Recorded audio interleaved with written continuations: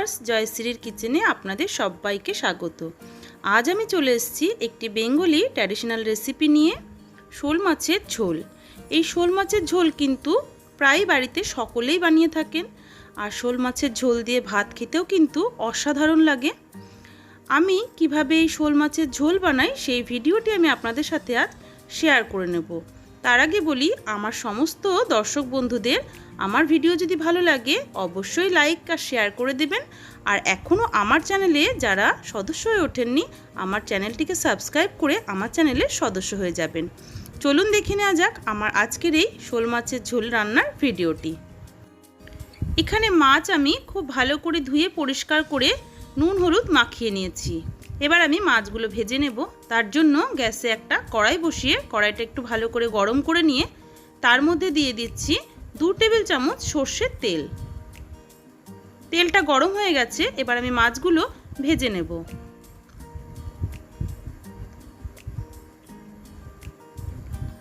মাছের একটা সাইড ভাজা হয়ে গেছে, আমি অপর সাইডটা মাছের উল্টে দিচ্ছি।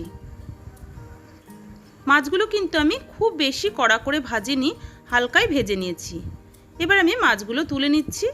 সমস্ত মাছগুলো কিন্তু আমি একই রকমভাবে ভেজে নেব। সব মাছ ভাজা হয়ে গেছে, এবার আমি ভেজে নিচ্ছি আলু। আমি আগে থেকে 5-6টা আলু আমি কেটে নিয়েছি। আলুগুলোকে আমি হালকা একটু ফ্রাই করে নিচ্ছি। আলু আমি 3-4 মিনিট ফ্রাই করে নিলাম। এবার আমি আলুগুলোকেও তুলে একটা আলাদা পাত্রে নিয়ে নিচ্ছি।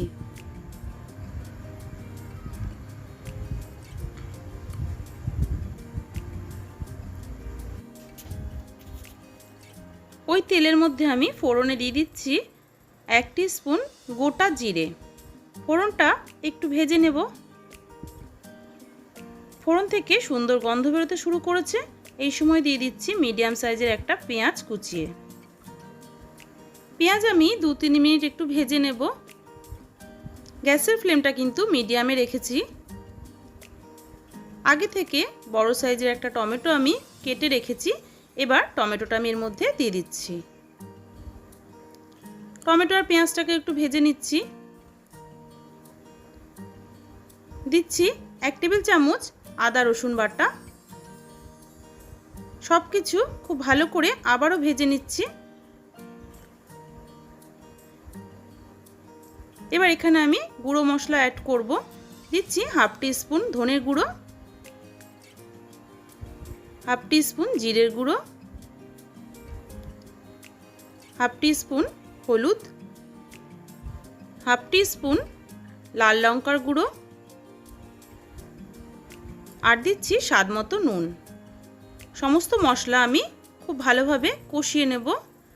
দিচ্ছি সামান্য পরিমাণে একটু জল। জলটা দিয়ে সব মশলার সাথে ভালোভাবে কষিয়ে নেব।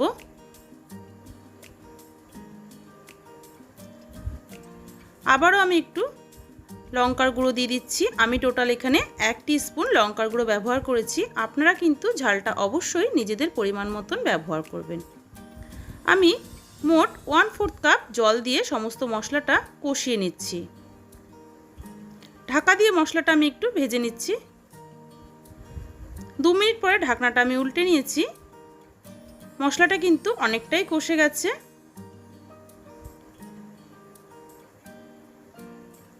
এবার আমি ভেজে রাখা আলু এর মধ্যে দিয়ে দিচ্ছি।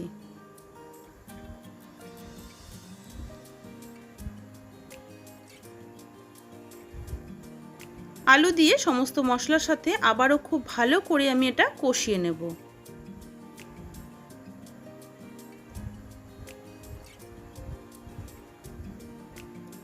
সমস্ত মশলা খুব ভালোভাবে কষানো হয়ে গেছে। এবার আমি এখানে জল দিয়ে দিচ্ছি। 1 কাপ জল আমি দিয়ে দিলাম। আরও বেশ কিছুটা জল আমার লাগবে। আমি এখানে 2 কাপের থেকে একটু কম জল ব্যবহার করেছি। যেহেতু মাছটা ঝোল হবে তাই কিন্তু জলটা একটু বেশিয়ে দিয়েছি। লো টু মিডিয়াম ফ্লেমে ঢাকা দিয়ে হতে দিচ্ছি 10 মিনিট।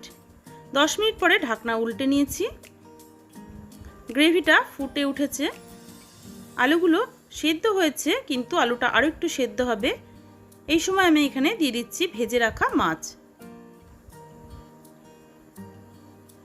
সমস্ত মাছগুলো আমি দিয়ে দিচ্ছি। সমস্ত মাছগুলো আমার কড়াইতে জায়গা ছোট হয়ে গেছিলো বলে আমি আলাদা একটা কড়াইতে ট্রান্সফার করে দিয়েছি মাছটা। 5-7 মিনিট আমি কিন্তু মাছটা আবারও ফুটিয়ে নেব। 5-7 মিনিট পরে মাছের ঝোলটা ফুটে উঠেছে আর আলুগুলো একদম ভালোভাবে সিদ্ধ হয়ে গেছে। মাছের ঝোল কিন্তু আমার হয়ে গেছে। ওপর থেকে দিয়ে দিলাম 1/2 টিস্পুন গরম মশলা।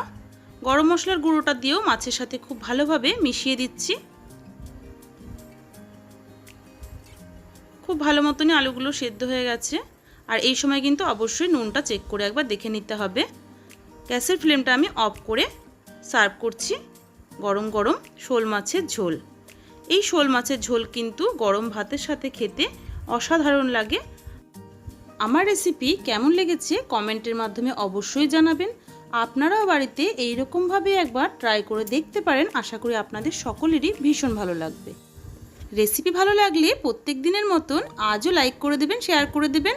আমার চ্যানেলে নতুন বন্ধু হয়ে থাকলে চ্যানেলটিকে সাবস্ক্রাইব করে নেবেন। পাশে থাকা বেল আইকনটি অবশ্যই প্রেস করে দেবেন, কারণ আমি চ্যানেলে যখনই কোনো ভিডিও শেয়ার করব নোটিফিকেশন পৌঁছে যাবে আপনার কাছে। আবারও হাজির হয়ে যাব অন্য কোনো রেসিপির সাথে। ভালো থাকবেন, সুস্থ থাকবেন। ধন্যবাদ।